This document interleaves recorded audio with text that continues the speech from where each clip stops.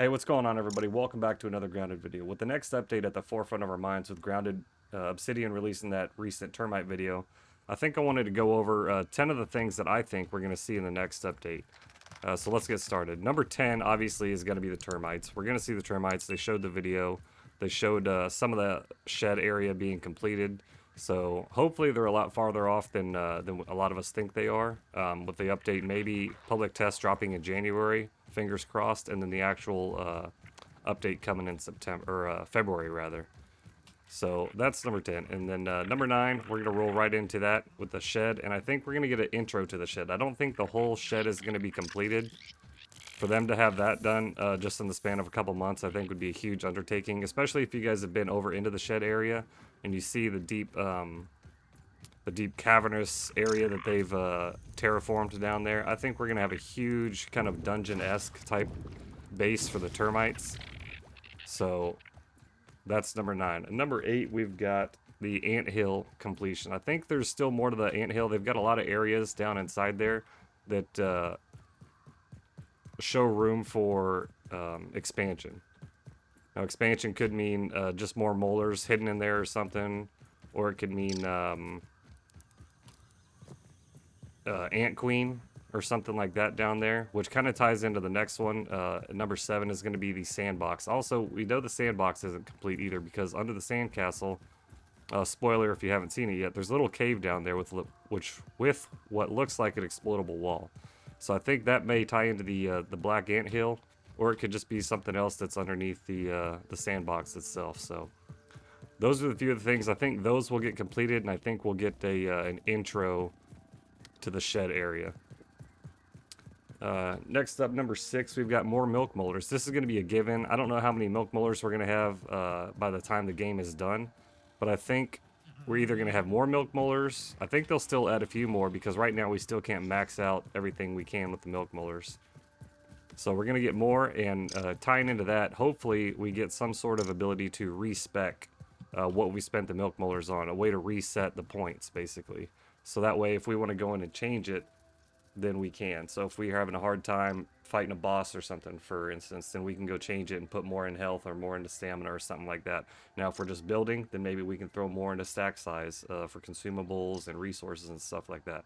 So I think that's something that we might see coming up as well. Going into number 5 is the ability to upgrade armor. So we've already upgraded weapons, with the different effects like spicy, salty, minty, or spicy, salty, fresh, and mighty. And I'm hoping that maybe we get into some of that with the armor as well. Now, I don't know if they're going to go down the same route of spicy, salty, fresh, or mighty, but maybe some way to upgrade it to increase the defense of a certain armor, or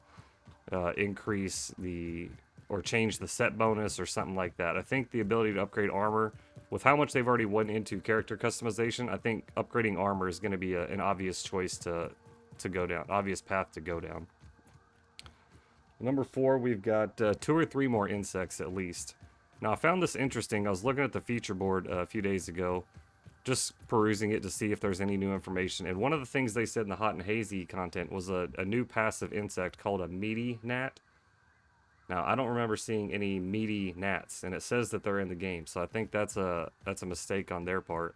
But I do think that maybe we're going to get, if we do have new insects like the ant queen, maybe a new boss in that aspect, or some kind of new insect in the sandbox. I think that wolf spider is probably going to go away. I think that's a placeholder for now for something else. Could be a sandbox boss, or it could just be some other kind of insect that's going to be roaming the sandbox aside from the antlions. Maybe something that's on top. And maybe some more infected insects too. Right now, all we have is the ladybugs, the gnats, the weevils, and the mites.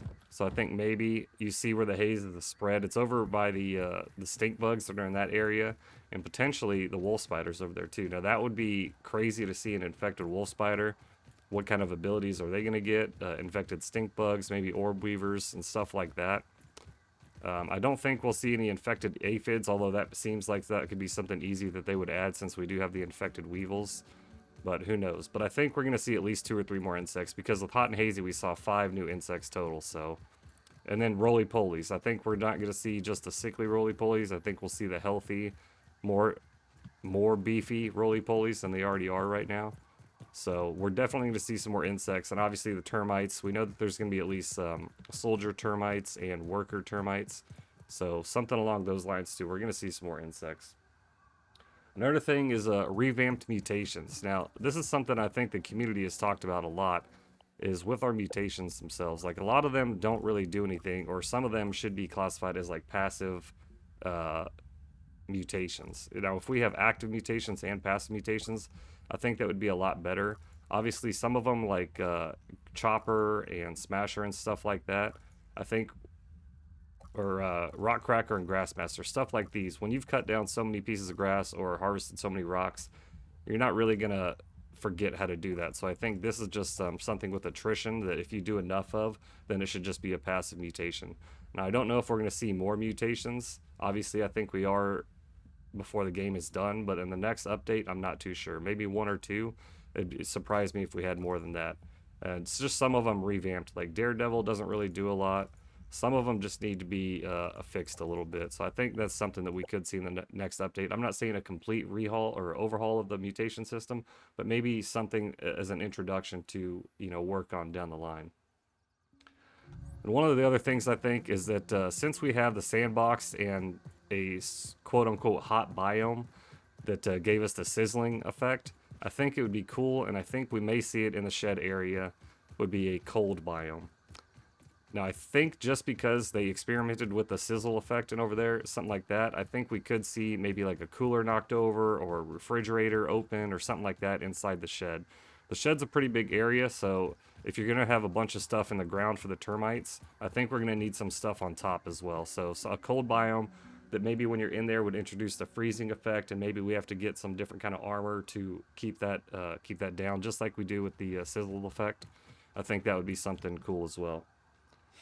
And number one of the things I think that we're going to get back to, if you guys haven't played it for that long, but way back in the day, they actually had base raids. Now, I'm not saying we're going to get full-on base raids from the termites or other insects themselves, but I do think that we'll start seeing maybe that implemented a little bit more. Termites, they obviously can't see, but they can sniff out. They have moisture antennas or whatever that they can sense, like decaying wood and fungus and stuff like that. So I think it would be cool to where if we are building a base over here, maybe our base, as it does get damaged, you'll see termites start coming out and noticing that and then coming to attack and harvest that wood for themselves and take it back to the base or something. So I think we might see a small aspect of base raids to where it's not actual base raids, but maybe a group of termites, comes over to your base and starts tearing it down or something like that because it's damaged a little bit, which will increase the need for us to use the repair tool and repair our base, because right now it's basically just superficial. We're using the repair tool just to repair something because it looks bad, or if it does get damaged from something that we're doing, trying to harvest a weed stem that grew inside of our house or something like that, and we damaged the floor.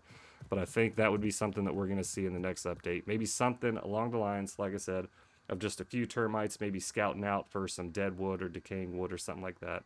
And that's also ultimately going to change how we build our bases. We do have the mushroom bricks from the Shroom and Doom update, so it'd be interesting to see if we get some more building materials too.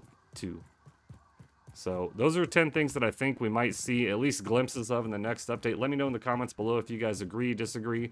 Let me know what you guys think we're going to see in the next update. Hopefully it's only about a month off, not too much longer, and then we can get into it and actually see what we got. So thank you guys so much for watching. That's all we got for this video. Like, comment, subscribe if you haven't already. We're so close to 1K. Let's hit that, kick off the new year with a bang, and then just go from there. So we'll see you guys in the next video. Stay original, my friends. Later.